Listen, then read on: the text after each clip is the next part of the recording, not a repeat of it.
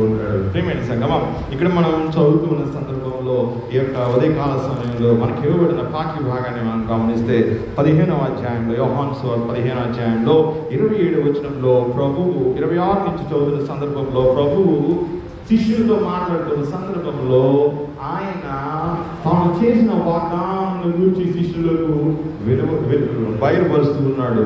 ఏమిటి అని అంటే 26వ వచనం అంటున్నాడు, 15:26లో, తండ్రి వద్దనుండి మీ వద్దకు నేను పంపబోవు ఆదరణకర్త. ఏమన్నాడు? తండ్రి వద్దనుండి. తండ్రి వద్దనుండి అంటే తండ్రి ఎవరు? మనకు తండ్రి ఎవరు? పరలోకం ఉందన్న మా తండ్రి అని మనం ప్రార్థన చేస్తూ ఉంటాం. ఆ ప్రార్థన మనకు ఎవరు నేర్పించారంటే కుమారుడైన దేవుడు. ప్రియమైన సంగమా, ఆయన తండ్రిని మనకు తండ్రిగా పరిచయం చేస్తున్నాడు. మనం కూడా ప్రార్థించే సమయంలో పరలోకమందున్న దేవుడిని తండ్రి అని మనం ప్రార్థిస్తాం. మన అవసరాలన్నీ తీర్చమని అడిగిన తర్వాత యేసు నామములో ప్రార్థించి వేడుకుంటున్నాం అని చెప్పి కుమారుని నామం అక్కడ మనం ఉచ్చరిస్తూ ఉంటాం. ఇప్పుడు కుమారుడు ఏమంటున్నాడు? కుమారుడైన దేవుడు 26వ వచనంలో అంటున్నాడు, తండ్రి వద్దనుండి అనగా పరలోకమందున్న తండ్రి వద్ద నుండి మీ యొద్దకు అనగా మన యొద్దకు. మనము అంటే ఎవరు? ఇక్కడ మీరు అనే మాటకి ఎవరైతే క్రీస్తు రక్తంలో పడబడ్డారో, ఎవరైతే క్రీస్తునందు విశ్వాసం ఉంచారో, ఎవరైతే నిత్య జీవము కొరకు భద్రపరచబడ్డారో, వేరుపరచబడ్డారో వారితో ఈ మాట ఇక్కడ ప్రభు చెప్తున్నాడు. ఏమన్నాడంటే తండ్రి వద్దనండి మీ వద్దకు నేను పంపబోవు ఆదరణకర్త అన్నాడు. మీ వద్దకు నేను పంపబోవు ఆదరణకర్త. ఇక్కడ నేను అంటే యేసు ప్రభు. ఆయన ఎవరిని పంపుతాను అంటున్నాడు? మన వద్దకు ఆదరణకర్త అని అక్కడ చెప్తూ ఉన్నాడు. కింద ఫుట్ నోట్లో మనం గమనిస్తే ఉత్తరవాది అనే మాట అక్కడ మనకు కనబడుతుంది. ఆదరణకర్తను మన ఎదుకు పంపుతాడంట. ప్రియమైన సంగమా, ఆదరణకర్త అనగా ఎవరు? లేని దినాల్లో ఆదరణకర్తను గురించి నేను మీకు వివరించడం జరిగింది. ఒక సైన్యం యుద్ధానికి వెళుతున్న సమయంలో కమాండర్ ఆర్మీతో మాట్లాడుతూ ఉంటాడు. ఎదురుగా ఉన్న సైన్యానికి మీరు భయపడద్దు, మరణానికి భయపడద్దు, నీ కుటుంబం కొరకు, నీ దేశం కొరకు నువ్వు పోరాడు, ధైర్యంగా పోరాడు, అవసరమైతే ప్రాణాన్ని పెట్టు అంటాడు కమాండర్. తిరిగితనం అనేది సైనికులకి నూరిపోయాడు. ప్రోత్సాహపరుస్తున్నాడు కమాండర్ సైనికుల్ని. వారిలో ఉన్న తిరిగితనాన్ని పారదోలుతూ ఉన్నాడు. ధైర్యపరిచి దేశమును కాపాడు వారినిగా వారిని ప్రోత్సాహపరుస్తున్నాడు, బలపరుస్తున్నాడు. ఇక్కడ ఆదరణకర్త లేకపోతే ఉత్తరవాది అనే పదానికి గ్రీకు భాషలో వాడబడిన పదానికి గల అర్థం ఏమిటంటే ప్రోత్సహించువాడు అని అర్థము, బలపరచువాడు అని అర్థము, మనం నడవలసిన త్రోవను మనకు తెలియపరిచేవాడు. మన భుజం మీద చేయి వేసి నువ్వు భయపడకు, నేను నీకు తోడుగా ఉన్నాను అని చెప్పేవాడు. ఎవరు? ఆదరణకర్త అంటారు. అలాగే కోర్టులో వాద వివాదాలు జరుగుతూ ఉంటాయి. ఇప్పుడు ఇద్దరు కూడా ఆరోపణ చేసుకుంటూ ఉన్న సందర్భంలో న్యాయవాదులు ఇద్దరు తరపున మాట్లాడుతూ ఉంటారు. ఇప్పుడు న్యాయవాది తన క్లయింట్ తరపున మాట్లాడే సందర్భంలో తన క్లయింట్ను నిలబెట్టడానికి ప్రయత్నిస్తూ ఉంటాడు. ఇక్కడ మూల భాషలో ఇక్కడ వాడబడిన పదానికి గల అర్థం ఏంటంటే తెలుగులో కింద ఫుట్ నోట్ వేస్తున్నాడు, ఉత్తరవాది మన తరపున మాట్లాడేవాడు. ఎవరు? అడ్వకేట్ అని అర్థం. అడ్వకేట్ అని అంటారు. ఇప్పుడు ఆదరణకర్తను ఇక్కడ అడ్వకేట్ అని అంటున్నాడు. ఎంకరేజ్ చేసేవాడు నాకు అర్థం ఉంటుంది, ప్రోత్సాహపరిచేవాడని. ఇక్కడ తర్వాత అడ్వకేట్ అన్నాడు, మన తరపున మాట్లాడతాడు, అవసరమైతే జన సమూహం ముందు మాట్లాడతాడు నిలబడి. ఇప్పుడు రాజకీయ ఎన్నికల్లో మనం గమనించినప్పుడు రాజకీయ పార్టీలకు చెందిన వారు కాని వారు కూడా ఎలక్షన్స్లో ప్రచారాలు చేస్తారు. ఎందుకు? పలానా వ్యక్తిని మీరు ఓటు వేసి నెగ్గించండి అని. అది కూడా ఒకరి తరపున ప్రచారం చేయడమే కదా, ఒకరి ఎన్నికకు సహాయపడటమే కదా. అది కూడా అంతే, ఒకరి తరపున ప్రచారం చేసి వారిని బలపరచుకోవడం అనమాట. ఇప్పుడు ఆదరణకర్త అనే దానికి కూడా అర్థం అదే అర్థం ఉంటుంది. అలాగే ఈ ఆదరణకర్తకు ఇంకొక అర్థం ఏంటంటే మూల భాషలో మనం కష్టంలో ఉన్నప్పుడు, మనం ఆపదలో ఉన్నప్పుడు, లేకపోతే దిగుల్లో ఉన్నప్పుడు మనల్ని ఆదరించేవాడు ఆదరణకర్త అని అర్థం. రాత్రి నేను ఇంటి దగ్గర ఉన్నప్పుడు బయటకు వెళ్ళిన సందర్భంలో ఒక బండి మీద ఆదరణకర్త అని రాసి ఉంది. ఆయన లైన్ చేయించుకుందాన్ని బయటకు వెళ్ళాను, కానీ ఎక్కడ లేదు, షాప్స్ అన్నీ మూసేసి ఉన్నాయి. అక్కడ ఒక షాప్ మీద మాత్రం ఆదరణకర్త అని రాస్తుంది. ఆదరణకర్త అని రాస్తుంది. ఎందుకొరకు అతను రాశాడు అనుకున్నాను. ఆ పదం యొక్క అర్థం అతనికి తెలుసా? లేకపోతే అతను జీవితంలో కష్టంలో పెట్టి అతను ఆదరణకర్త, నా దేవుడు నన్ను ఆదరించేవాడని రాసుకున్నాడా, ఒక సాక్ష్యం ఇచ్చాడా అంటే ఇక్కడ ఆదరణకర్త అనే ఈయనను మనకు పరిచయం చేస్తున్న సందర్భంలో ఆ ఆదరణకర్త ఏ రీతిగా విశ్వాసాన్ని ప్రోత్సహిస్తాడో, బలపరుస్తాడో, లేకపోతే ఆదరిస్తాడో ఆ హృదయానికే తెలుసు. ఎవరు ఈ ఆదరణకర్త? మనం చూద్దాము. ప్రభు ఏమంటున్నాడంటే 26వ వచనంలోనే ఆదరణకర్త ఎవరంట అనగా తండ్రి వద్ద నుండి బయలుదేరు సత్య స్వరూపి అయిన ఆత్మ అంటున్నాడు. తండ్రి వద్ద నుండి ఈయన బయలుదేరి వస్తాడంట. బయలుదేరి వచ్చుట. నువ్వు ఇక్కడ బయలుదేరేవంటే ఇంకొక స్థలానికి వెళ్ళాలంటే నువ్వు బయలుదేరుతావు. బయలుదేరడం అంటే అది ఒక కార్యము నిమిత్తమై ఆ పనిని నీవు నెరవేర్చడానికి నువ్వు బయలుదేరుతూ ఉంటావు. ప్రేమించ సంగమా, అపోస్తలుడు అన్న పదానికి అర్థం ఏమిటంటే పంపబడిన వాడు అని అర్థం. అపోస్తలోస్ అంటే పంపబడిన వారు. ఇప్పుడు మిషనరీ వర్క్ అనే అర్థం ఉంటుంది కదా. మిషనరీ అంటే ఏమిటి? పంపబడిన వాడని. అపోస్తలుడు అంటే ఒక కార్యం నిమిత్తమై ప్రభువు చేత పంపబడిన వాడని అర్థం అని. ఇక్కడ మనం గమనిస్తే ఈయన తండ్రి వద్ద నుండి బయలుదేరి వస్తున్నాడు. ఈయన ఎవరినంట? సత్య స్వరూపి అయిన ఆత్మ అంటున్నాడు. సత్య స్వరూపి అయిన ఆత్మ. సత్య స్వరూపి అంటే ఏమిటి? ఇప్పుడు ఆల్ ట్రూత్ అనే పదం మనం వింటూ ఉంటాం కదా. ఆయన స్పిరిట్ ఆఫ్ ఆల్ ట్రూత్, సర్వ సత్యం ఆయన సత్యమై ఉన్నాడు. ఆయన ప్రియమైన సంగమా, 14వ అధ్యాయంలో 6వ వచనంలో యేసు ప్రభువు అంటాడు, నేనే మార్గమును సత్యమును జీవమును, నా ద్వారానే తప్ప ఎవడును తండ్రి యొద్దకు రాడు. ఆయన ద్వారానే తప్ప ఎవడును తండ్రి యొద్దకు రాడట. ఆయనే మార్గము, ఆయనే సత్యము, ఆయనే జీవము. సత్యమేవ జయతే అంటారు. అర్థము మనం వాక్య ప్రకారంగా ఉపయోగిస్తే అర్థం ఎవరు తెలుసా? సత్యం అంటే యేసు ప్రభువే. ఇక్కడ రాయబడుతున్న మాట ప్రభు చెప్తున్నాడు ఆదరణకర్తను గురించి. ఆయన సత్య స్వరూపి అయిన ఆత్మ అంటున్నాడు. ఆయన వచ్చినప్పుడంట సత్య స్వరూపి అయిన ఆత్మ అనగా ఆదరణకర్త అంట. ఆయన యేసు ప్రభువుని గురించి సాక్ష్యం ఇస్తాడంట. ప్రియమైన సంగమా, ఇక్కడ ప్రభువు తాను ఆరోహణం అవ్వకముందు ఈ మాటలను శిష్యులతో ఆయన చెప్తూ ఉన్నాడు. సిలువ శ్రమ మరణ పునరుత్థానములకు ముందుగా ఆయన తాను అప్పగింపబడిన రాత్రి శిష్యులతో తను ఆఖరిసారిగా తన భోజనం ఆచరించిన సందర్భంలో, పస్కా పండుగను ఆచరించిన సందర్భంలో ఈ మాటలను ఆయన చెప్తున్నాడు. అదే సందర్భంలో వారిని ధైర్యపరుస్తూ, నేను వెళ్ళిన తర్వాత మీతో ఎల్లప్పుడూ ఉండుటకై ఆదరణకర్తను మీ అందరూ పంపుదును అన్నాడు. ఆత్మదేవుడిని పంపుతానని వాగ్దానం చేస్తున్నాడు.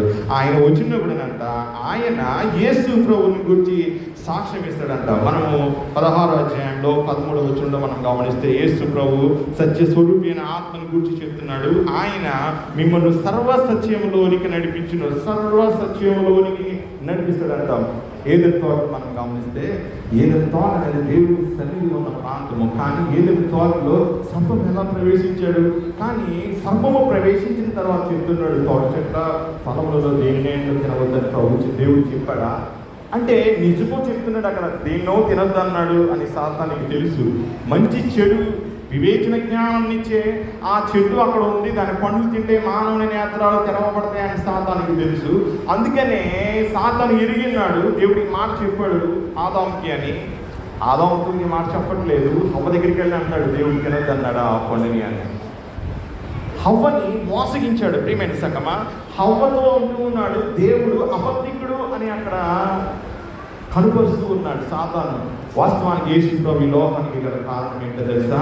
ఆయన ఎందుకు పుట్టాడో తెలుసా? యోహాను సువార్తలో 18వ అధ్యాయంలో ఆయన పిలాతుతో ఆ మాట చెప్తున్నాడు. 37, 38 వచనాలు మనం చదువుతున్న సందర్భంలో పిలాతు యేసు ప్రభువుని అన్నాడు, నీవు రాజువా అని ఆయన అడగగా యేసు ఏమన్నాడు? నీవన్నట్టు నేను రాజుని, సత్యమును గూర్చి సాక్ష్యమించటకు నేను పుట్టింది, సత్యమును గూర్చి సాక్ష్యమించటకు నేను పుట్టింది, ఇందు నిమిత్తమే ఈ లోకమునకు వచ్చింది. అందుకే వచ్చాడండి ఈ లోకానికి. అబద్ధము చేత నిత్య జీవంలో ఉన్న మానవుణ్ణి మా సాతాను పడగొట్టగలిగాడు కదా. ప్రేమైన సంగమా, మనం జ్ఞాపకం చేసుకుంటే యేసు ప్రభు ఆ పడిపోయిన మానవ స్థితిని ధరించి మనకు నిత్య జీవం ఇస్తూ ఉన్నాడు.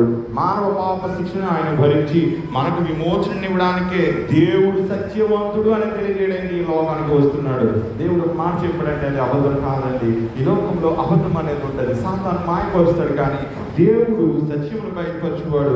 ఆయన సర్వసత్యంలోనికి మనం నడిపిస్తాడు. దానిలో మాయ అనేది ఉండదు అని చెప్తున్నాడు.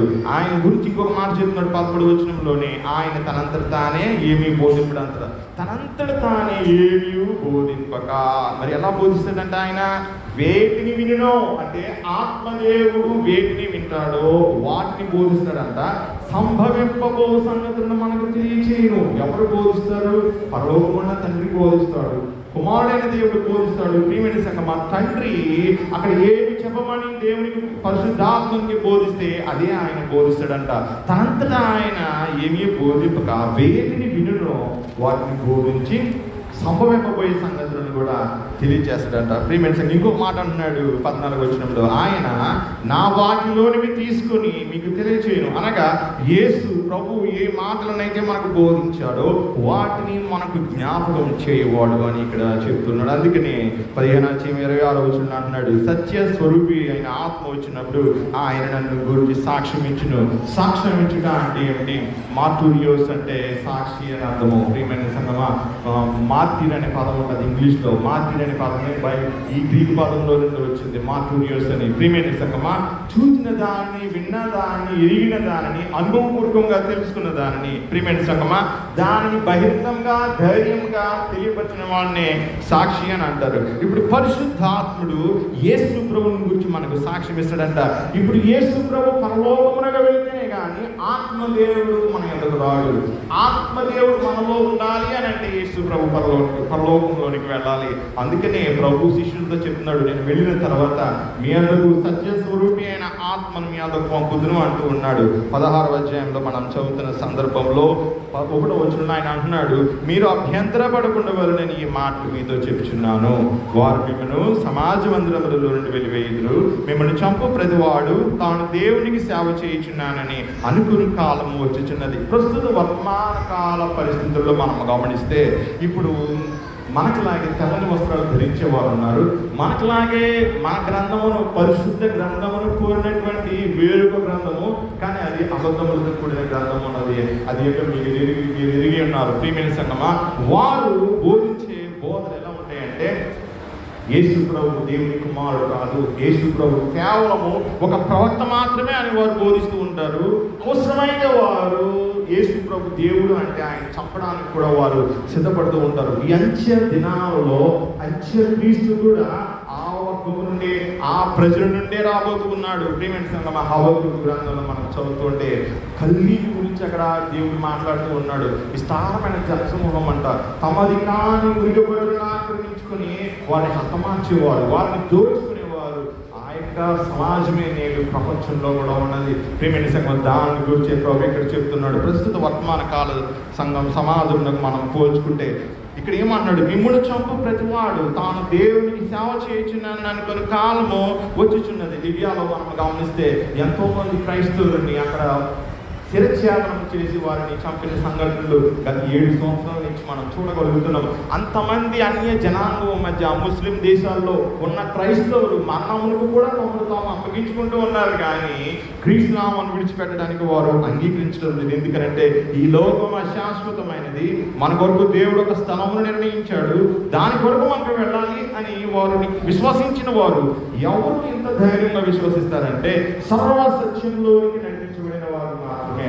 ఎవరిలో సర్వసత్య స్వరూపి అయిన ఆత్మ ఉంటాడో వారు మాత్రమే యేసు ప్రభువుని గురించి వారు ఎరిగి ఉంటారు. ప్రియమైన సంగమా, ఇక్కడ మనం గమనిస్తే అటువంటి వారు అనగా దేవుని సేవకులను, దేవుని బిడ్డలను క్రీస్తు నామమును ఒప్పుకున్నందుకు వారిని హతమారుస్తూ ఉంటారంట.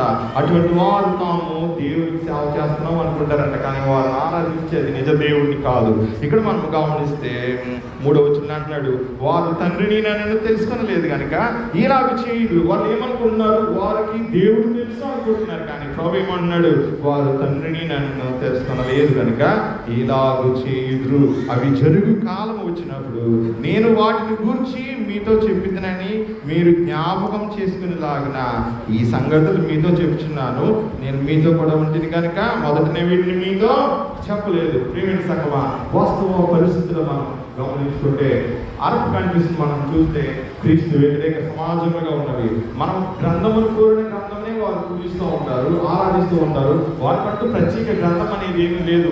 పాత నిబంధన గ్రంథం ఉన్న సంఘటనలు తీసుకుంటారు, సువార్తల్లో ఉన్న సంఘటనలు తీసుకుంటారు, పత్రికల్లో ఉన్న సంఘటనలు తీసుకుంటారు, కానీ బైబిల్ అంగీకరించరు, యేసు ప్రభువుని అంగీకరించరు. ప్రియమైన సంగమా, అటువంటి వర్తమాన కాలంలో అంత్యక్రీస్తు రాబోతూ ఉన్నాడు. ఆ సమాజం నుండి వస్తూ ఉంటాడు. హింసలు అనేవి ప్రారంభమవుతూ ఉంటాయి. ప్రియమైన సంగమా, ప్రభు చెప్తున్నాడు, అవి జరగక ముందే నేను మీతో మీ సంగతులు చెప్పాను అంటున్నాడు. ఎవరైతే సత్య స్వరూపి అయిన ఆత్మను కలిగి ఉంటారో, ఎవరి హృదయంలోనికి సత్య స్వరూపి అయిన ఆత్మ నివసిస్తాడో వారు మాత్రమే ఆయన కొరకు సాక్షులుగా నిలబడతారు. అవసరమైతే ప్రాణం కూడా ఆయన వారు పెట్టగలుగుతారు. క్రీస్తు కొరకు ఆయన ఏ రీతిగా శ్రమపడ్డాడు, ఏ రీతిగా సిలువెయ్యబడ్డాడు, ఏ రీతిగా ఆయన పట్టణంలో కొనుక్కోబడ్డాడు, అదే రీతిగా క్రీస్తుని అంగీకరించిన వారు కూడా అదే రీతిమైన పరిస్థితులు ఎదుర్కొనవలసి ఉంటుందని ప్రభు ముందుగానే హెచ్చరిస్తూ ఉన్నాడు. పత్రిక పాఠ్య భాగంలో మనం గమనిస్తున్న సందర్భంలో పేతురు రాసిన మొదటి పత్రిక 4వ అధ్యాయంలో 7వ వచనం నుండి మొదటి వచనం వరకు మనకి ఇవ్వబడింది. మొదటి వచనం నుండి 11వ వచనం మనం గమనిస్తే విశ్వాసులు ఈ లోకంలో ఏ రీతిగా జీవించాలి, మనం దేవుని కొరకు బ్రతకాలి, మన కొరకు మనం బ్రతకకూడదు అని రాస్తూ ఉన్నాడు. 4వ అధ్యాయం 3వ వచనంలో ఒక మాట రాస్తున్నాడు, 2వ వచనంలో ఒక మాట రాస్తున్నాడు.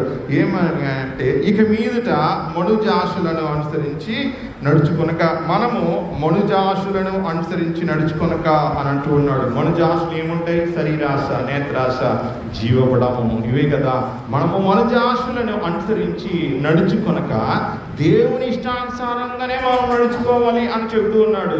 మనం సత్య స్వరూపి అయిన ఆత్మతో మనం నింపబడినప్పుడు, ఆయనను దేవుడు మనకు అనుగ్రహించినప్పుడు ఈ లోక సంబంధమైన ఆశల నుండి మనము వేరుపడాలి అని చెప్తున్నాడు.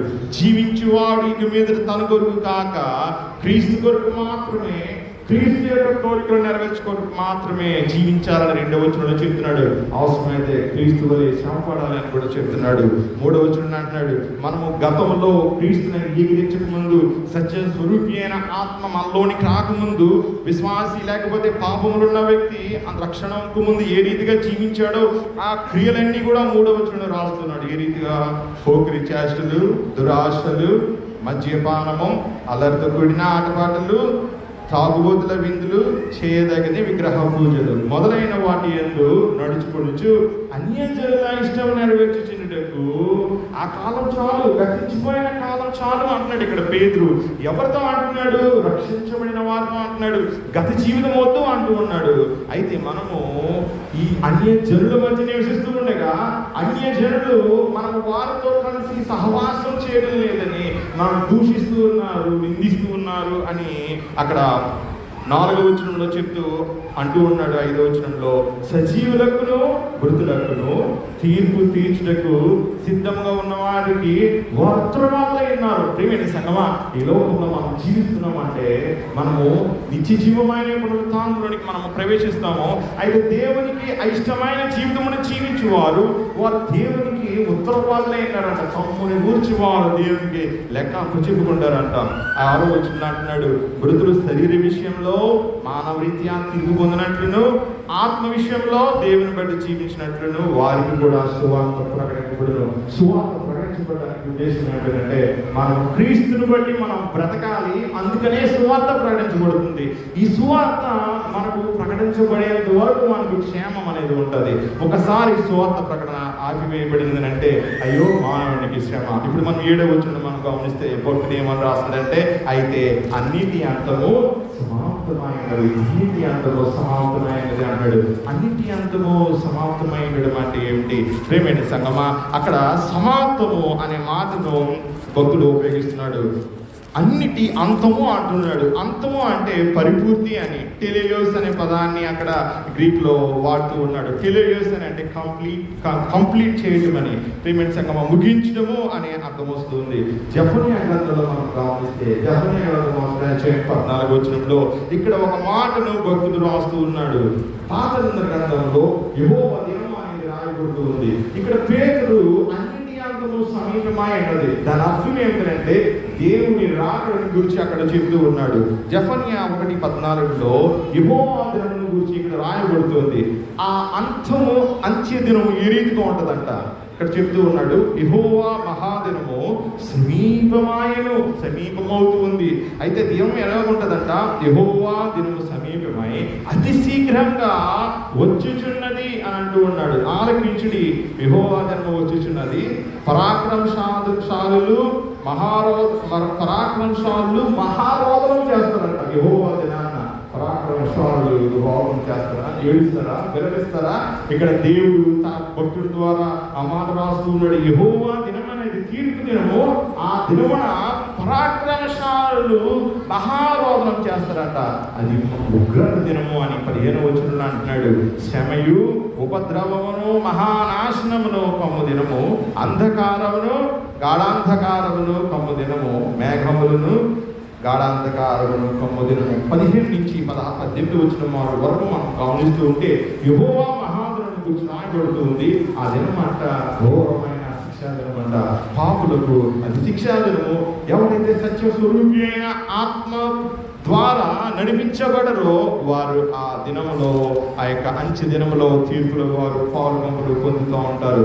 ప్రియమైన సంగమా, దేవుడి యొక్క దినము అనగా అంచె దినము అయినా యెహోవా దినము అయినా, ప్రియమైన సంగమా, దేవుడి బిడ్డలకి అది సంతోషకరంగా ఉంటే పాపులకి అది దుఃఖకరంగా ఉంటుంది. అందుకనే 1 పేతురు 4:7 అంటున్నాడు, అయితే అన్నిటి అంతము సమీపమైనది. ప్రభు యొక్క స్లోగన్ ఏంటి? దేవుడి రాజ్యం సమీపించి ఉన్నది. అదే మాట ఇక్కడ కూడా వాడుతున్నాడు, సమీపమై ఉన్నది. ప్రియమైన సంగమా, సమీపమై ఉన్నదంట. అన్నిటి అంతము సమీపమైనది కాబట్టి మీరు స్వస్థ బుద్ధి గలవారై అని అంటున్నాడు.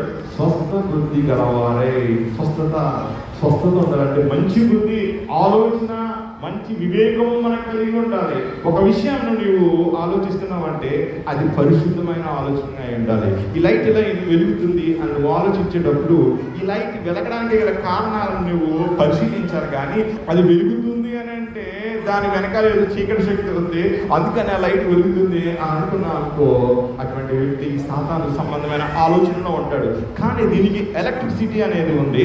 ఆ ఎలక్ట్రిసిటీ ద్వారా ఇది వెలుగుతూ ఉంది. అలాగే దేవుడి బిడ్డలు కూడా అంతే. ఎవరిలో సత్య స్వరూపి అయిన ఆత్మ ఉంటాడో వారు ఆయన దేవుని వెలుగు చేత వారిని ఈ రీతిగానే వెలిగిస్తూ ఉంటాడు. సత్య స్వరూపి అయిన ఆత్మ వచ్చినప్పుడు ఆయన బిడ్డలు ప్రకాశిస్తూ ఉంటారు. వారిలో స్వస్థ బుద్ధి కలిగి ఉంటది. అందుకే అంటున్నాడు స్వస్థ బుద్ధి గలవారై అంటున్నాడు. ప్రార్థనలు చేయడానికి మెలకుగా ఉంటుంది. ఎందుకంటే దినాల్లో ఉన్నాము, దేవుడు రాక సమీపం అవుతూ ఉంది, శిక్షాంతములు రాబోతూ ఉన్నాయి. అందుకనే ప్రార్థనలు చేయడం మెలకుగా ఉంటుంది. పెండి కుమారుడు రాక వచ్చిన సందర్భంలో 10 మంది పెండి కుమార్తెలు కూడా నిద్రపోయారు, కానీ 5 పెండి కుమార్తెలు మాత్రము తమ సిద్ధం నిండా నూనెని సిద్ధపరచుకుని ఉన్నారు కదా. మిగతా 5 పెండి కుమార్తెలు ఎందుకు నూనెని సిద్ధపరచుకోలేదు? బుద్ధి లేని కన్నికలని ప్రభుత్వ వారిని విమర్శిస్తూ ఉన్నాడు కదా. అటువంటి బుద్ధి లేని కన్నికలుగా ఉంటే అయ్యో శ్రమ ఆ రీతిగా ఉంటుంది అంటున్నాడు. మనము ప్రార్థన చేసినప్పుడు మనలో దేవుని యొక్క ఆత్మ ప్రత్యక్షం అవుతూ ఉంటాడు. నీవు దీపం వెలిగించాలంటే నీ హృదయంలో నూనె అనేది ఉండాలి, పరిశుద్ధాత్మ నీలో ఉండాలి అని అంటే నువ్వు ప్రార్థించాలి. నువ్వు ప్రార్థించినప్పుడు నీలో ఆత్మ దీపం అనేది ప్రత్యక్షపరచబడుతూ ఉంటుంది. నీ దీపము నిత్యము వెలుగుచున్నని ఎవరని దేవుడు చెప్తున్నాడు కదా. బలిపెట్టినదంట ఎప్పుడు కూడా దీపం వెలుగుచూ ఉండాలంట. ఆ మెనోరా అనేది కూడా ఎల్లప్పుడూ వెలుగుతూనే ఉండాలి. దానిలో ఒలివ నూనె పోస్తూనే ఉండాలి, అది వెలుగుతూనే ఉండాలి. మన హృదయం కూడా అంతే, వెలిగించబడాలి ప్రార్థన ద్వారా. అందుకని అన్నాడు మెలకుగా ఉండమంటాడు. అంటే నిద్రపోకుండా మెలకుగా ఉండమని కాదు, నిద్రలో కూడా నీ ఆత్మ దేవుడితో ఏకమై ఉండాలి, మెలకుగా ఉండాలి దేవుడికి వచ్చిన అవగాహనతో. 8వ వచనం అంటున్నాడు ప్రేమ అనేక పాపములను కప్పును. నిజమే కదా, ప్రేమ అంట అనేక పాపాలను కప్పుతుందంట. హృదయంలో ప్రేమ ఉంటే ఎంత పాపం చేసిన వ్యక్తినైనా నువ్వు క్షమించగలుగుతావు. నేను ఒక వ్యక్తి నాకు ఫోన్ చేశాడు, అయ్యగారు ఏంటి అన్నాడు. నేను మొన్న వెళ్ళి ప్రార్థన చేస్తే సమస్య ఏంటని చెప్పాను. అది చెప్పాను నాకు, ఇది అయ్యగారి సమస్య అంటే. ఓకే, ఎందుకు నాకు ఫోన్ చేసిందని అడిగారంటే, ఓకే నేను ప్రార్థన చేస్తే ఏదో సాంత్వనం వాళ్ళకి జరుగుతుంది కదా, కానీ వాళ్ళకి కీడు చేసిన వాళ్ళే. కానీ నన్ను ఇంటికి రప్పించి వాళ్ళు అడిగినప్పుడు నేనే అడ్డంకులు చెప్పలేదు, వెళ్ళి వాళ్ళ కోసం నేను ప్రార్థన చేసి నా కుటుంబం కొరకు. ప్రేమ అంట అనేక పాపాలు కప్పుతుందంట. మనలో ప్రేమ అనేది లేకపోతే మన సహోదరుని మనం ఏ విధంగా మనం ప్రేమించగలుగుతాం, దేవుడిని మనం ఏ విధంగా వెళ్ళగలుగుతాం, ఏ రీతిగా మనం ఆయన చూపగలుగుతాం. ప్రియమైన సంగమా, నువ్వు ఫలానా దినాన్ని నన్ను అలాగన్నావు కదా, నువ్వు ఫలానా దినాన్ని నాకు కీడు చేసావు కదా అని చెప్పి మన సహోదరుని లేదా మన సహోదరుని, ఇంట్లో వారినైనా సంఘంలో వారినైనా మనం పనిచేసే చోటలో ఉన్న వారినైనా వారు చేసిన తప్పుదాలను మనం ఎత్తి చూపితే మనం దేవుడి బిడ్డలం ఏమవుతాం. అందుకని ఇక్కడ భక్తుడు చెప్తూ ఉన్నాడు ప్రేమ కలిగి ఉండమంటున్నాడు. ఈ ప్రేమ భౌతిక సంబంధమైన ప్రేమ కాదు, దేవుని ప్రేమ. అగాపే అనే పదం వాడబడుతుంది. దేవుడు తన ఒక్కగానొక కుమారుని శిలువ మీద అర్పించాడు అని అంటే ఆయన త్యాగం చేసుకున్నాడు తన కుమారుని. నువ్వు నేను ఎంత త్యాగం చేసుకోవాలి, మన సహోదరులు మనం క్షమించాలి కదా. అందుకనే అన్నాడు 8వ వచనంలో, ప్రేమ అనేక పాపములను కప్పులు అంట. కప్పులు ప్రియమైన సంగమా, కప్పోరేత్ అనే పదం ఓల్డ్ టెస్టమెంట్ లో వాడబడుతూ ఉంటుంది. మీరు ఒక మందస్సును చేయించారు కదా, ఇక్కడ రెప్లికా చేయించారు. దాని మీద ఒక మూత ఉంది చూసారా, ఒక చెక్క మూత ఉంది కదా, దాన్ని హీబ్రూలో కప్పోరేత్ అంటారు. కప్పోరేత్ అంటే అర్థం ఏమిటో తెలుసా? కప్పేది అని అర్థము. కప్పేది, కప్పునది, టు కవర్ పవర్ అని అనమాట. ఏం కప్పుతుంది? దాంట్లో ధర్మశాస్త్రం ఉంది, 10 ఆజ్ఞలు గల రాత్రి పలుకులు. మానవుడు పాపం చేసినప్పుడు దోషం ఆరోపించబడుతుంది. ఆ కప్పోరెత్తనే ఆ యొక్క బంగారు రేకు మీద దేవుని సింహాసనం ఉంటుంది. ప్రియమైన సంఘం, దాని మీద 2 కిరీటాలు ఉంటాయి. యాజకుడు సంవత్సరానికి ఒక మారు అతి పరిశుద్ధ స్థలంలో ఉన్న ఆ ప్రాంతంలోకి వెళ్ళి ఆ యొక్క కోడి రక్తమును వాడు తీసుకుని వెళ్ళి ప్రియమైన సంఘం చిలకరిస్తూ ఉంటాడు. చిలకరించినప్పుడు మానవ పాపం అనేది పరిహరించబడేది.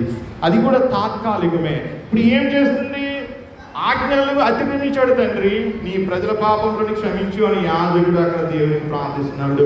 ప్రజల పాపములు క్షమించబడుతూ ఉన్నాయి, యూదా ఇశ్రాయేలు ప్రజల పాపములు. అందుకనే దానికి కప్పోరెత్ అనే పదం రాయబడుతూ ఉంది. ప్రియమైన సంగమా, ప్రేమ అంట అనేక పాపాలను కప్పుతుందంట. పాత నిబంధనలో కూడా దేవుడు క్షమాపణని అక్కడ పెట్టాడు కదా. ప్రియమైన సంఘం, ఇక్కడ మనం గమనిస్తే ప్రేమ అనేక పాపములను కప్పును కనుక అన్నిటికంటే ముఖ్యంగా ఒకని ఏడల ఒకడు మిక్కుడమైన ప్రేమ కలవరైండి. ఒకని ఏడల ఒకని ఏడల ఒకడంట. నీకు నీ సహోదరుడికి ఇంట్లోనే కొన్ని సందర్భాలలో ప్రేమ ఉండదండి. ఒకరినొకరు మాట్లాడుకోరు, ఇంట్లోనే అన్నదమ్ములు మాట్లాడుకోరు, అక్క చెల్లెండ్రులు మాట్లాడుకోరు, తల్లిదండ్రులు మాట్లాడుకోరు. ప్రియమైన సంగమా, ప్రభు ఏమని చెప్తుంటాడంటే ప్రేమ కలిగి ఉండమని చెప్తున్నాడు. ఒకరి ఏడల ఒకరికి మీరు దేవుని ప్రేమ చూపించండి, అది కూడా మిక్కుటమైన ప్రేమ, అందులో సంపూర్ణత ఉండాలని చెప్తున్నాడు. ఇది కుటుంబం కొరకు మాత్రమే చెప్తున్నాడా? వ్యక్తుల కొరకు చెప్తున్నాడా? సంఘంలో ఉన్న విశ్వాసులకు కూడా ఆయన చెప్తూ ఉన్నాడు.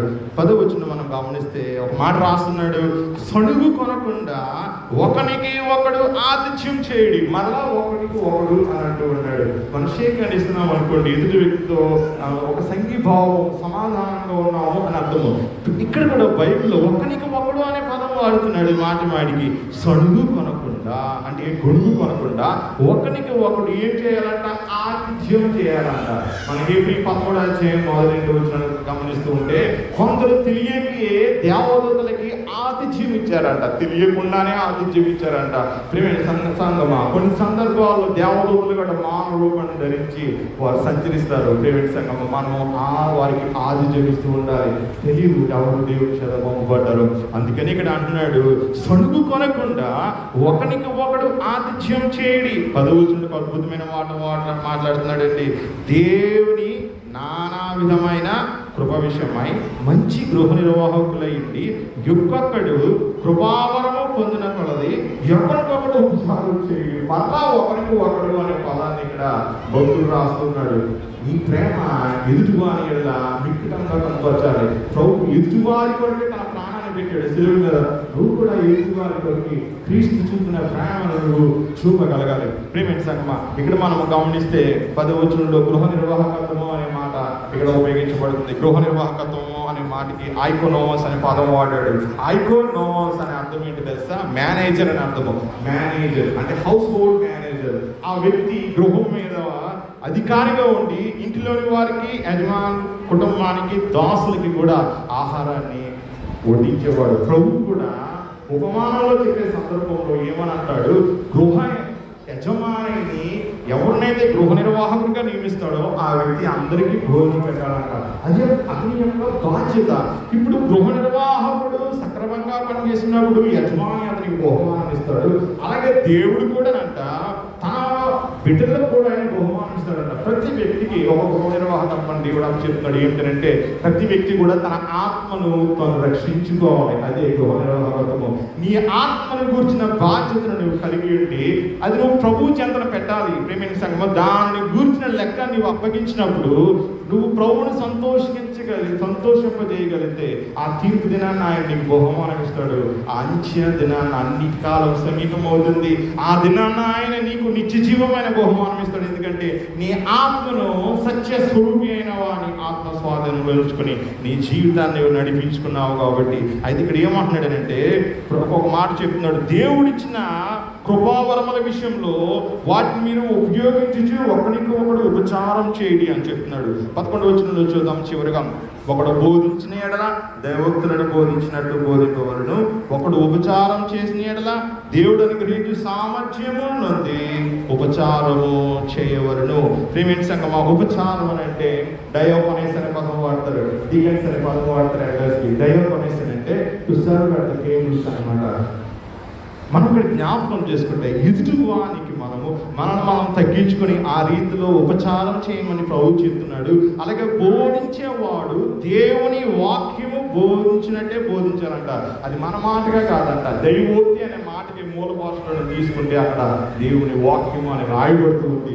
ఇది దేవుని వాక్యము అని చెప్పి నువ్వు బోధించాలని, కానీ అది నీ మాటగా కాదు. అదే ఇక్కడ చెప్తున్నాడు. ఒకడు బోధించిన ఎడలా దైవత్రులను బోధించినట్టు బోధించవలను, ఒకడు ఉపచారం చేసిన ఎడలా దేవుడు అనుగ్రహించి సామర్థ్యం నుండి చేయవలను. నీ పొరుగువానికి నువ్వు చేసే ఉపచారం కూడా అది దేవుడికి సంతోషం కలిగించేదిగా ఉండాలి. దేవుడు ఇచ్చిన సామర్థ్యం కొలది, నీకెంత సామర్థ్యం ఉంటే ఆ సామర్థ్యం కొలది నువ్వు ఇతరులకు నువ్వు సహాయం చేయాలంటున్నాడు, ఉపచారం చేయాలంటున్నాడు. నువ్వు చేసే ఉపచారంలో ఎటువంటి కొలత ఉండకూడదు అంటున్నాడు. అలాగే ఇందువలన దేవుడు అన్నిటిలోనూ యేసుక్రీస్తు ద్వారా మహిమపరచబడును. మనం చేసే క్రియల ద్వారా దేవుడు యేసుక్రీస్తు ద్వారా మహిమపరచబడతాడంట. అందుకనే యుగ యుగములు మహిమ ప్రభావమును ఆయన పొందుగాక ఆమేన్ అని చెప్పి ఇక్కడ భక్తుడు రాస్తున్నాడు. ప్రియమైన సంగమా, మన క్రియలన్నీ కూడా దేవుడికి మహిమకరంగా ఉండాలి అని మనం ఆశిస్తే వాక్యమైన దేవుడు మనతో మాట్లాడినట్టు మనం నడుచుకోవాలి. ఇప్పుడు భక్తుడు చెప్పినట్లు మనం చేయాలని అంటే మానవ ఇచ్చేది సాధ్యం కాదు. కానీ సర్వసత్య ఆత్మ స్వరూపీలైన ఆత్మ స్వభావంలోని మనం మార్పు ఉండగలిగితే, ఆయన ఆత్మతో మనం నింపబడగలిగితే అప్పుడు మాత్రమే మనం ఆ రీతిగా చేయగలుగుతాం. మరి యువతి కాల సమయంలో ఆరోహణం తర్వాత ఆదివారంలో మనం ఉంటుండగా ప్రేమైన సంగమా, పరిశుద్ధాత్మ దేవుడు తను ఇచ్చిన వాగ్దానాన్ని, ఆత్మను గురించిన వాగ్దానాన్ని మనందరికీ కూడా అనుగ్రహించి ఆ సర్వసత్య స్వరూపి యొక్క స్వభావంలోనికి మనం మార్చబడి దేవుని ఇచ్చే రాజ్యంలో చేరడానికి పరిశుద్ధాత్మ దేవుడు మనందరికీ సహాయం చేయగాక. సమస్త జ్ఞానం ఇచ్చిన దేవుని సమాధానం యేసుక్రీస్తు వలన హృదయంలో తలంపులకు కావలికాయని గాక.